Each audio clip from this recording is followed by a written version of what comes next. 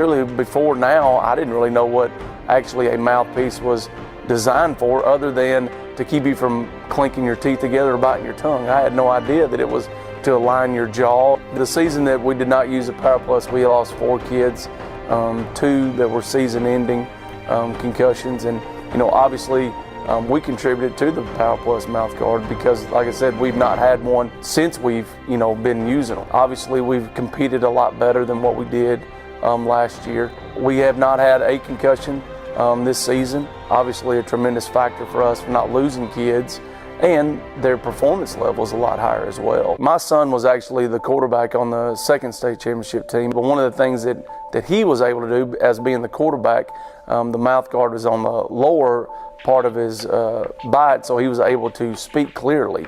And that's a huge thing in athletics, is to be able to communicate. Here at L4 Media, we talk high school football, 4A, 3A, and 2A in Texas. We talk East Texas sports. We talk NFL, guy talk, movie and booze. We also talk wrestling and so much more. So like and subscribe and check us out. Struggling with mobility, chronic pain, work, or sports injury? At Azalea Orthopedics, our team of highly trained physicians specialize in complete orthopedic care, pain management, sports medicine, physical medicine, and rehabilitation.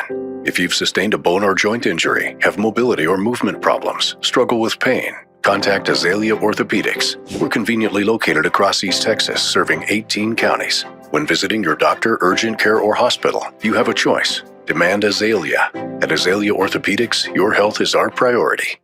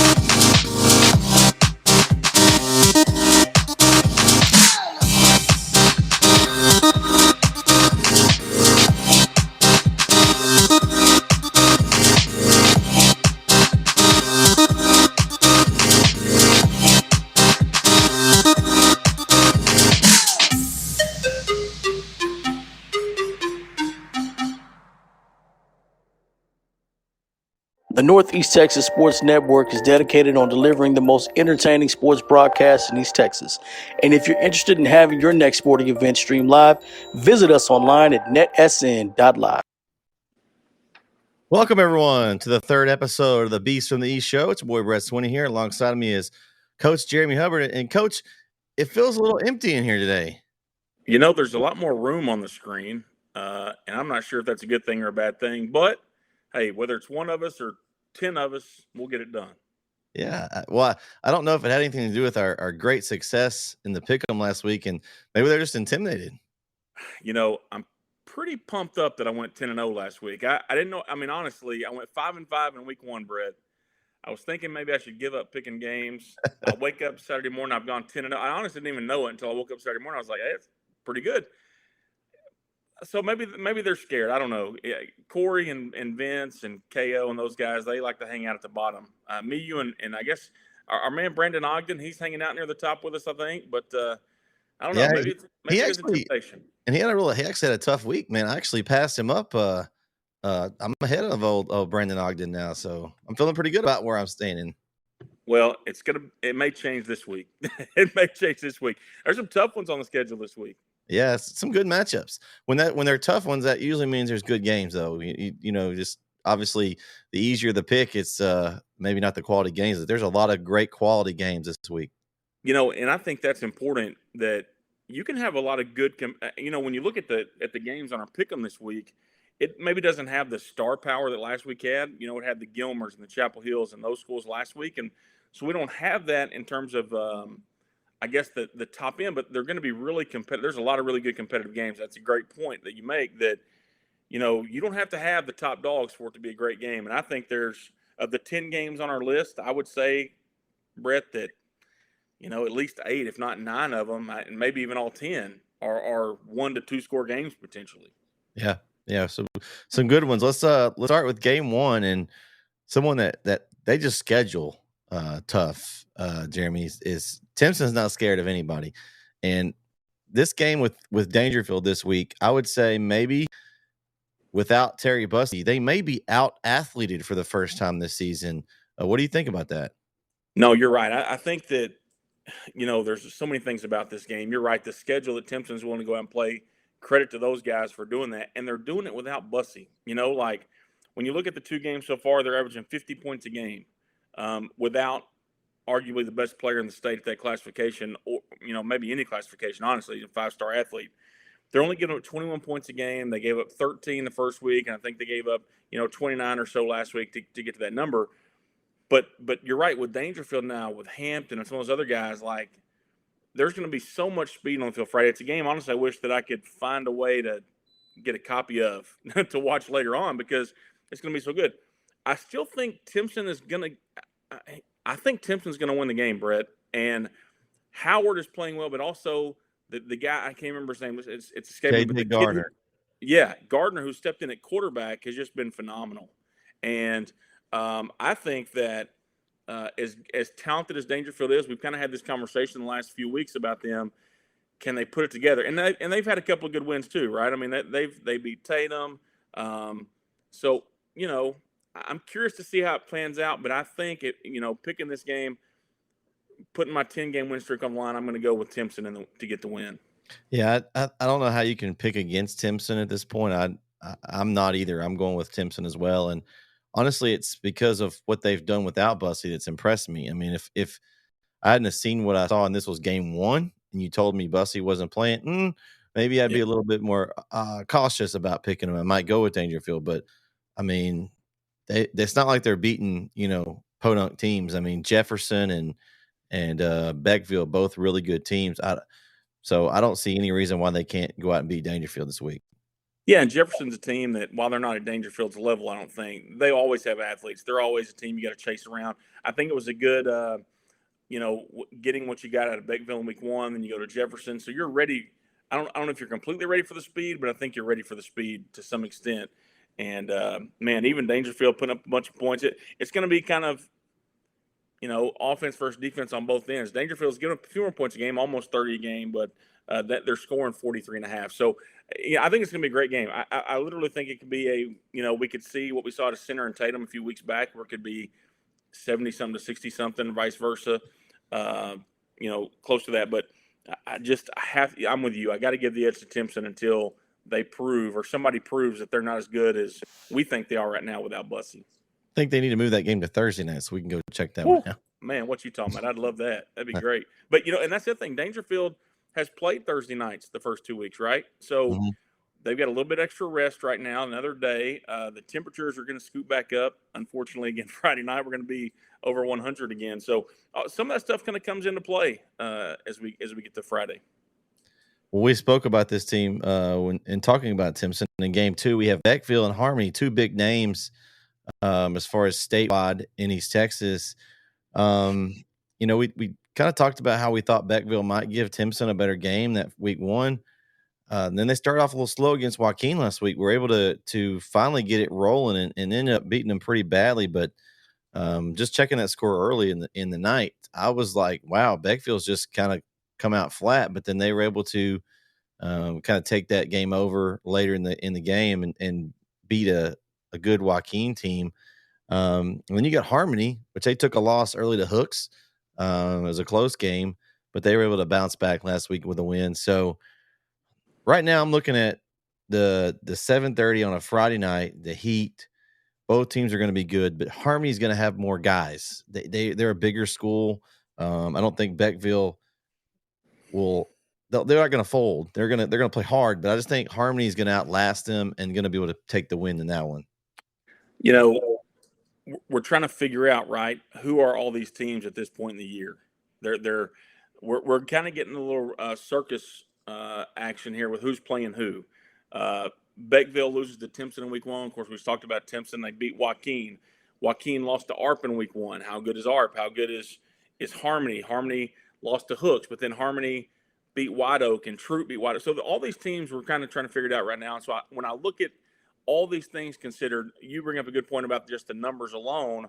I just look at the 2 losses, and I just have a hard time picking against Harmony in this situation where they lost a tough game to Hooks in week 1 by 4. They dominated White Oak in week 2. They're going to be at home taking on a Beckville team who got blown out in week 1 on the road. They win against Joaquin in week 2, and I'm just not sure. Joaquin's kind of the X factor on this. How good is Joaquin really? Going into week 1, we had them. I don't know if they were in my top 10. A lot of people had them in their top 10s going in East Texas. Then they lost to ARP by 2 touchdowns, and then so I don't know. I'm going with Harmony also. I just have a hard time going against them with what they've done in 2 weeks as opposed to Beckville. But this is a game. I said early on, Beckville's got to prove some things, especially after the way week 1 went down. This is a win. If you can go on the road and beat Harmony, now they're back in that conversation of, okay, maybe week 1 was the exception and not the rule. And that's what you have to prove at this point. Yep, I totally agree. I think we're kind of both on the same track there. So far we're 2 for 2 there, Jeremy. Well, that's a good thing or a bad thing. We were both together last week out of 9 of the 10 games, so we'll see. Okay, so game 3, Wascom, Sabine. This is an interesting matchup. Sabine had another team that came out with a big win. Now, here's why we get to talk about these games and how they match up. Okay, so we know how good we think Center is, right? So Center beat Spring Hill. I think it was like 60 something to 20. So did Sabine. Yeah.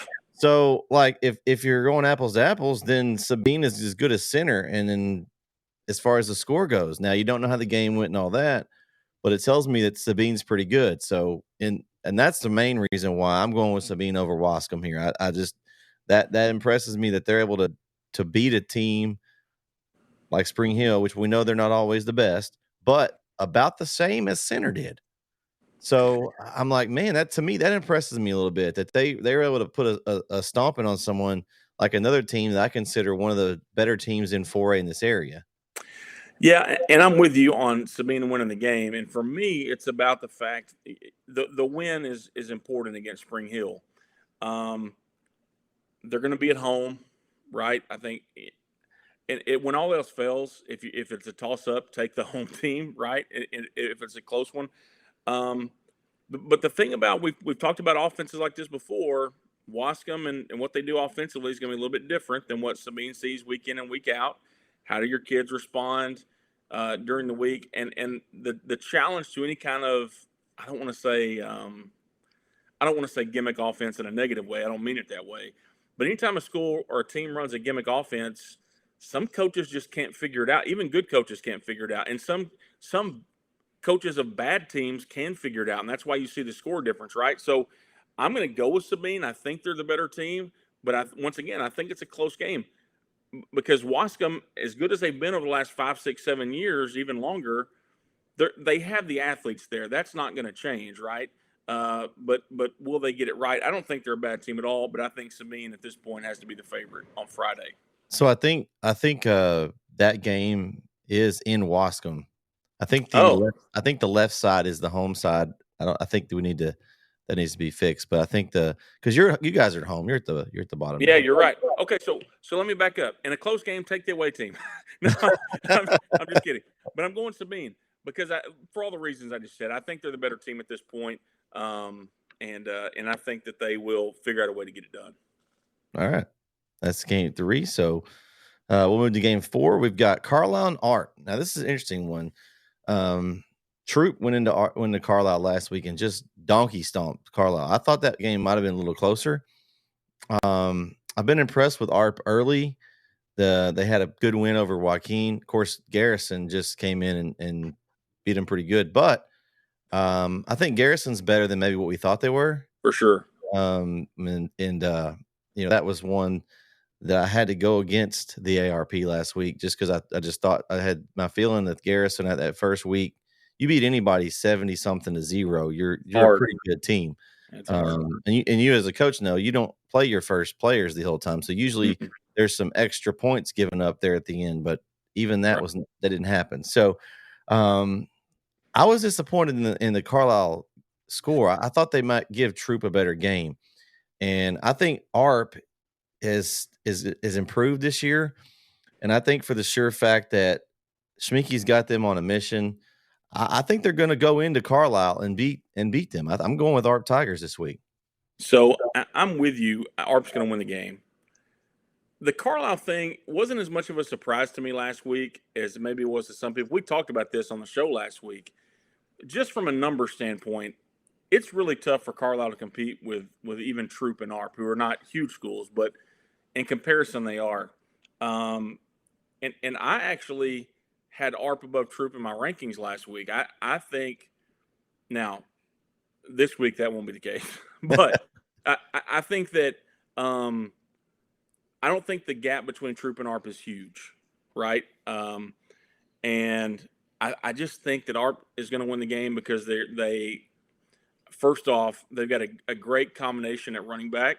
They got a kid back from last year, then a kid that actually is from ARP but was with us at Brookhill for a couple of years and is now back at ARP and Casey Bergens, and they've got some other guys. I just think that I think ARP just has the athletes, and you're right. Schminke has them going. I loved somebody showed me his interview on the field after the Joaquin game, and I didn't see that till this past week, but just what you hear about that place, they love playing for Coach Schminke. Those kids are fired up. I think they're going to have a great year overall, and they're going to win this one on Friday. All right. Game 5, Hooks, Winsboro. And this was a tough one right here for me. I look at both teams, and I look at what Winsboro is doing to people right now offensively. Yep. And can Hooks counter that? And I know that Hooks has played Harmony, and they beat them early. But I just feel like that Kyler Finney is on a roll right now, and Winsboro, they're just going to be flinging the ball out all over the yard, and Hooks is just going to be trying to keep up. I just don't think they can. I'm going Winsboro in this game. Well, we haven't talked about this. This is not something that we've worked out. I think Winsboro is going to win the game too.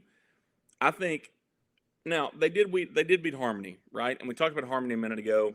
I think Harmony is a good, solid football team, but I've been one of the few from the very beginning of the year that said Harmony, let's slow down a little bit and let's see what happens, right? Let's see how that plays out. Did they get hot last year or whatever? And I still think the verdict's out on Harmony, if that's the case or not. And so you're right. You look at Hooks, and they're 2-0, and anytime you win a game, that's great. Kudos to them for being 2-0. It's hard to go undefeated even through 2 weeks. But you're right. Kyler Finney is so good. I have sang the praises of Josh Finney before too, the head coach. I think he does a great job there at Winsboro, and I just think they're not underrated by me. I had them in the top 4 in my poll to start the year, and I will keep them there until they prove me wrong. But Winsboro gets the win, and they keep it going 3-0. But that's not a slight on Hooks. We've talked about this. I don't consider Hooks East Texas, so I don't pay that close attention. I know they're a good football team and all that, but I think that when it's all said and done Friday, Winsboro stays undefeated. All right. Game 6, Tyler High, Mesquite Horn. You've got Tyler High coming off a 2-0 start. All the controversy with the coaches, staff, and all that, but Coach Woods has done a great job putting blinders on, and they've taken care of business of the teams on their schedule. Now, were the wins impressive to me? I don't think so. I mean, and they overtime win over Marshall. I think I didn't see the highlights, but I think it was a kind of a lucky deal that they were able to get into overtime and got the win. Don't get me wrong, they got the win. And then they beat a Tyler Legacy team. Do we know how good they are? We don't think maybe that they're all that great. They beat them by 2 touchdowns. And then I look over at a Mesquite Horn team that's kind of dominated the teams that have been in front of them on their schedule. I don't want to be that guy, but I'm not sure about Tyler High yet. I just don't know. And I'm going to go with the bigger school, Mesquite Horn, to beat Tyler High this week. Well, here's where I think Tyler High finds himself this week, in a spot to where, yeah, they beat Marshall and they beat Legacy. Good wins, especially for a program that has not had just a ton of good wins in the last few years. But I don't think they've been challenged the same way that Horn's going to challenge them.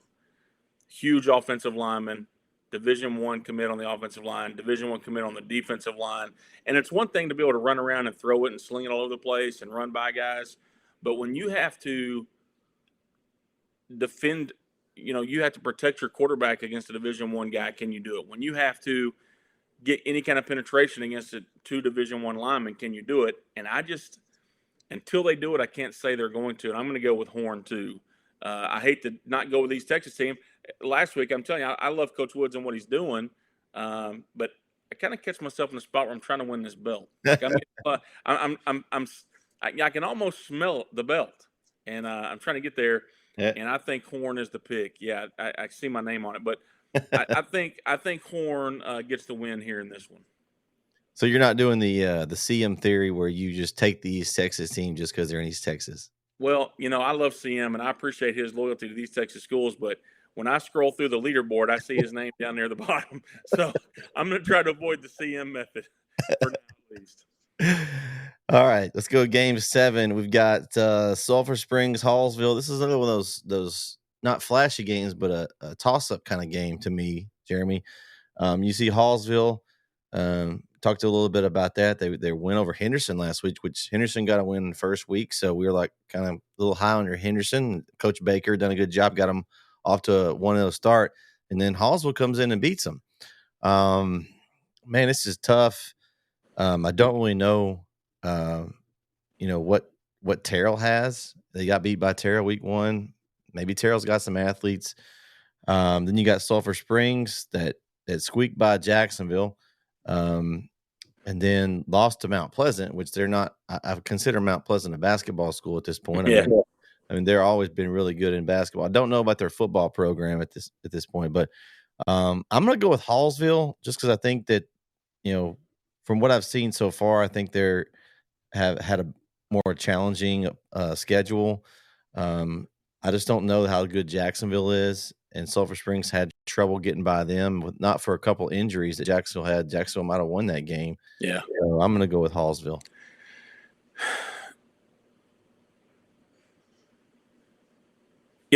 Here's the thing about it is it is a toss-up, right? Like I think that when you look at the schedules and you look at what they've done, it's kind of confusing.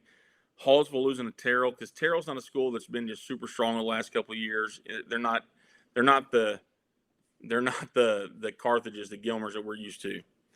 Sulphur Springs plays Jacksonville, barely beats Jacksonville, which I've been on the record saying I just don't think Jacksonville is very good.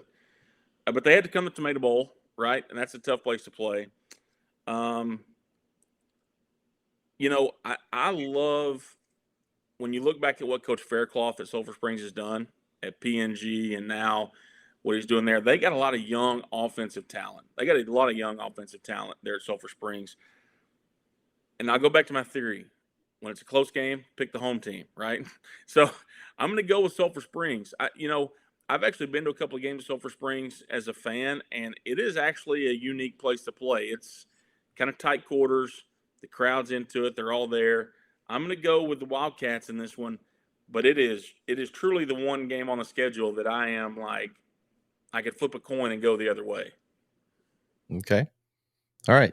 Game 8, Pine Tree, Kilgore. Kind of a little rivalry matchup there. Two teams that are pretty close to each other. Who would have ever thought that we would be talking about this game could be close? Pine Tree's been impressive so far this year, Jeremy. I know that Corey is really high on them. I don't know how much that says, but he's really high on Pine Tree this week. And wouldn't be surprised to see him go with Pine Tree, but I've been impressed with what Kilgore's done. They've played Carthage and Gilmer in week 1 and week 2, and they're negative 3 points, but they've won one of those games with a field goal at the end. I kind of got to watch some of that last week on replay. I just can't go against Kilgore. They've been impressive so far to me. Pine Tree, yeah, they beat Lindale by 20 points, but how good is Lindale? We don't know. I'm not really sure how good Lindale is. So I'm going to go with Kilgore over Pine Tree. Well, I know there's been some people after me about my Kilgore opinions. I can't go against Kilgore either. I just think they're too good. I think that what they're doing defensively, think about the defensive battle they had last week with Gilmer as opposed to what Gilmer had in week 1 with Chapel Hill, right? Like, what does that say about Kilgore on defense? And I, as a defensive coach myself, I say this: if you want to win games, you want to be there in December, you better play good defense, and they obviously can do that. I mean, they held Carthage to 30. You know, they have a lower scoring game with Gilmer last week, and I get the Pine Tree love. I was high on Pine Tree after week 1. I thought, okay, maybe Pine Tree is doing some different, and not maybe. I don't think that 1 week changes that or doesn't change that for me, but when you put them against, if we were talking Pine Tree and Sulphur Springs or Pine Tree and Hallsville, I'd be picking Pine Tree. But they're playing Kilgore, who I think is playing, you could argue, as good or better than anybody is so far through 2 weeks. And I think the Bulldogs get the win. All right. And game 9, a little rivalry game between Lindale and Van. And it's easy for me. Honestly, this pick's easy for me. I look at 2 teams that have both played Pine Tree on their schedule.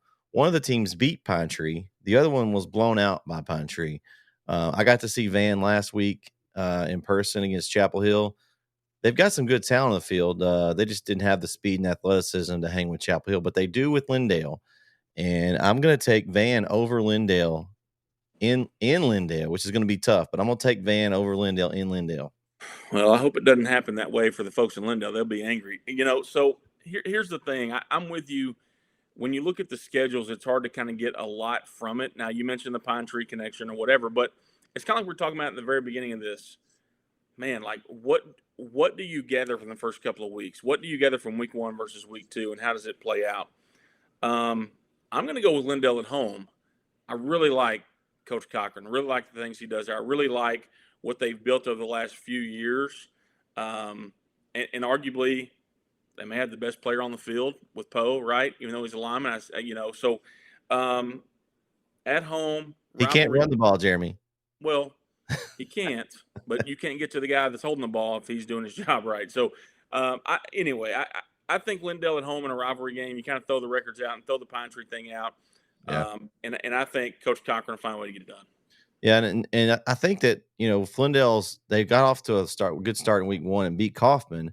But Kaufman, I don't think is as good as they have been because they're off to an 0-2 start. So that's kind of why I'm like, okay, so they beat Kaufman. Is that really impressive now that they're 0-2? And then they come in and let Pine Tree. Normally you would think Lindale, Pine Tree. Oh, Lindale's going to just. Now, is that Lindale not being as good, or is that just Pine Tree being better? It's hard to say. I think we kind of hit on that a minute ago. I think Pine Tree is better. I think Pine Tree is a lot better. And I think after week 1, when we saw that Pine Tree score, we were kind of like, okay, Pine Tree might be all right. And so I think. But then you look at, okay, now Van beats Pine Tree, right? Like that makes you maybe change things. But I don't know. I want to see it play out. Van may go in there and just take care of business and it won't be an issue. But at this point, I've had Lindale higher than Van all season so far for me. I'm going to continue that at home and give them the win. Okay. All right. And game 10, this is going to be a crosstown private school rivalry game. I'll be there calling the game. It'll be Brook Hill and Grace. Coach, I'm interested to hear your thoughts on this one. Man, obviously I'm going to pick us to win the game. I don't think I could go any other way and keep a job tomorrow. Here's the thing about any kind of rivalry game. Really over since I've been involved in it, the last 8 years, there have been a couple of blowouts. they got us one time pretty good, and we got them 2 years ago pretty good at home. But man, last year's game, we were up 14-0 at halftime. Got a couple of big turnovers in the first half. We turned the ball over a couple times in the second half, and they get us on a couple of plays that we blew defensively, and they win the game. I think that this is truly, we have a coach on our staff, and I guess to pull the curtain back, we're recording this on Monday, so we had practice today already, and we have a coach on our staff that played at Navy in the 80s. And, of course, our head coach, Scott Ryle, was in the Army. So they have the Army-Navy rivalry always. They kind of go back and forth with each other.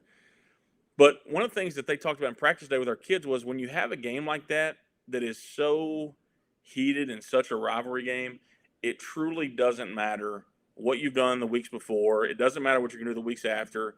It is 100% about, for 48 minutes, can you not make as many mistakes as the other guy? Can you put the other guy in a situation or can you put yourself in a situation to be successful with the other guy for that long, and forget the rest of it? And I think, listen, Grace is a quality football team. I mean, when I see him on film, I see, a quarterback that's a young quarterback. He's a sophomore, but he can sling it around. He knows what he's doing. I see, they've got Grant Turner at tailback, who's been a solid player for Grace for a long time now. Since he's been in high school, I think he's been out. I feel like he's been there for 7 years, but Grant's been a great player. Good talent on the outside at receiver. Defensively, they do some things different than we get from a lot of schools. So, I think it's going to be a great quality matchup. It's truly, listen, I've been wrong before. It may go one way or the other for either team. I don't know. But I really feel like this has the makings of a one-score game. Who can make the biggest play? Who can force somebody to make a mistake? Who can take the ball away from somebody else and just change things up? And I'll be honest, they have done a good job over the last few years of adding a changeup in that has hurt us. We have kind of whiffed on a couple of trick plays or gadget plays or whatever, and we're trying to stay focused on what we're doing. We're trying to stay focused on reading keys and doing things right.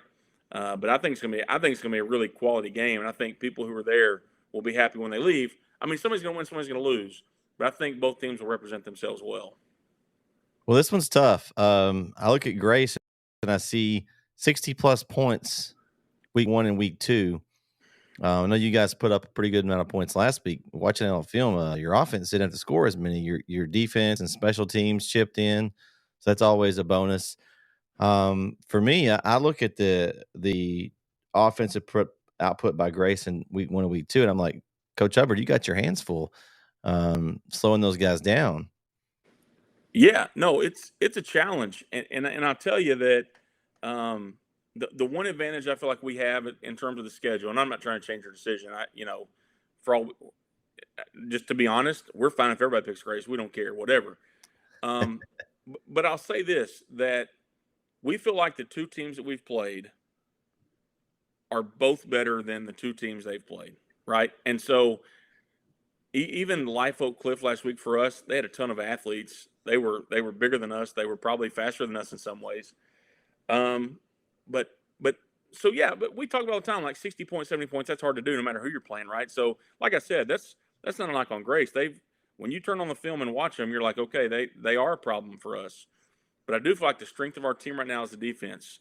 We were up 13-0 last week before the offense ever touched the field. We get a fumble recovery touchdown on special teams, and we get a pick six on defense. We got another pick six later in the game, and I think that's truly the chess match of the night.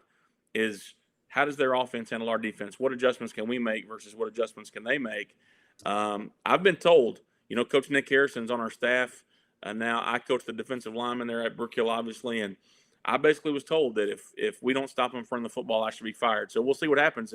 If they run the football against us, I guess I'll be a full-time media next week. I don't know, but but you're right. When you look at what they've done on paper, and then we turn the film on, you watch them, it's like, okay, that's impressive. They are very impressive. I have no knock against them, and quite honestly, I'm picking us because I am us. But at the same time, like, if you look at what's on paper, we got blown out in week 1. They blew some out in week 1. Who should you pick in that game? But I think all that stuff kind of goes away when the lights come on. And like I talked about somebody last week, in a rivalry game, you got to make it through the first half. You really got to just let the nerves go away, let the adrenaline go away, and get to halftime and see what happens in the second half. Well, I'm going to pick Grace. I'm going to use this as bulletin board material for the I guys. appreciate that. Thank you. So, but I will be there, and I will not be sad if Brook Hill ends. But again, like you said earlier, I'm trying to win the championship, and I'm going to go with who I think is going to win. So, but again, it won't be a sad one. Like last week, I would have been okay with Art beating Garrison. I would have been fine with that. It's one of our teams, but I just thought they were going to win, and I was right. So it's a win-win. So if I lose this game, then it's a win because Brook Hill got the win over Grace, and I'll be there to see it. And if not, then I take a win over Jeremy in the pick'em. Yeah, and truthfully, it's a game that can catapult either team. Right. Like, truthfully, it is truthfully one of those games that if we find a way to win the game, we get White Oak next week, and then we get Atlanta, and that'll be a whole nother set of worries.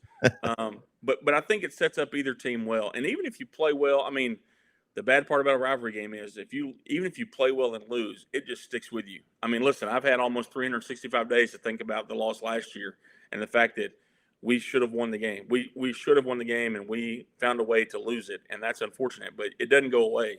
And no, I think it's. And this game might even mean more next year.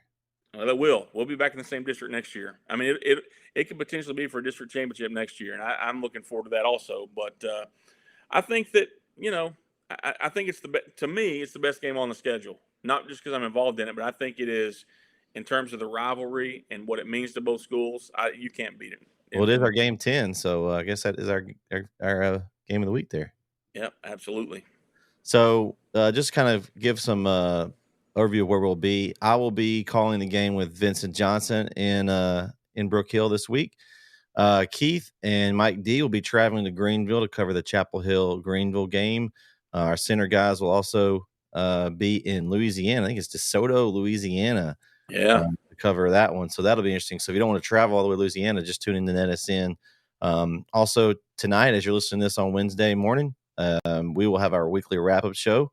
And we'll talk about last week's games, and maybe Jeremy, you can join us this week and so you can talk about how good your picks were last week. I'm going to have to come rub it in. I should be there Wednesday night. I'm looking forward to that. All right.